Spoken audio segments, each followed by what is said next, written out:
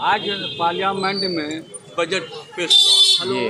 Budget के संबंध में आप क्या कहना चाहते हैं? मैं ये कहना चाह रहा हूँ कि ये बजट जो है आज जो पेश हुआ है ये निराशाजनक है।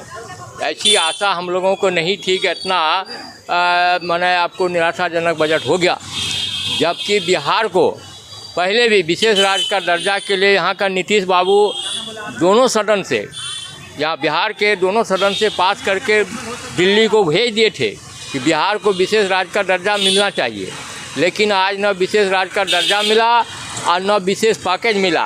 उसके बाद भी नीतीश कुमार निर्लज की तरह ये कुर्सी के लालच में बोल रहे हैं कि ये बजट ठीक है, जबकि उन्होंने ही कहा था कि बिहार को विशेष राज्य का दर्जा अवश्य मिलना चाहिए और बिहार विधानसभा से और विधान परिषद से पास करके आज से पहले वो भेज दिए हैं। और दूसरी बात है कि यहाँ किसानों के लिए इस बजट में कुछ नहीं है, जबकि किसानों के हर फसल का एमएसपी देने की बात थी, न उसके खाद बीज में सब्सिडी की बात है, न यहाँ जो बेरोजगार युवक हैं उसके लिए यहाँ कोई फैक्ट्री की बात है। बिहार के जो मजदूर पलायन कर रहे हैं उसके लिए इस बजट में कुछ भी नहीं है और बिहार को फिर माने द्विम दर्जा में रखा गया।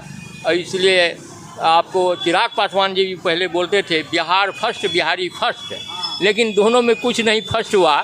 जब किसान के ही आमदनी नहीं बढ़ेगी, नौजवान के हाथ में पैसा बेरोजगार के हाथ में नहीं आएगा तो देश कैसे बढ़ेगा। इसलिए हम लोग इसको जो है भाकपा माले पूरे ये बजट को निराशाजनक बजट मानते हैं और ये एक क्या करता है कि अपने साथियों को खुश करने वाला ये बजट है।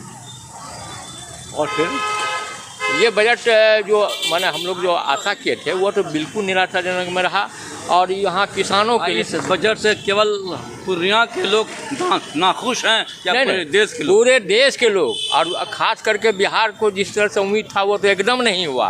पूरे बिहार के हम लोग जितना भी हैं किसान, नौजवान, आपको जो जितना भी मजदूर, उसके लिए इस बजट में कुछ भी नहीं है और किसानों के लिए तो कुछ भी नहीं है। ये झूठा जुमला है कि किसानों का आमदनी दुना हो जाएगा। कहने का मतलब ये हुआ इस्लाम साहब जी बजट जो है बिहार के साथ गलत सलूक किया है। एकदम गलत सलूक किया। जो उम्मीद थी कि बिहार को एक विशेष पैकेज मिलेगा, क्योंकि बिहार एक पिछड़ा और बीमारू राज्य है और नीतीश कुमार स्वयं बार बार बोले हैं कि बिहार बहुत ही पिछड़ा और गरीब राज्य है।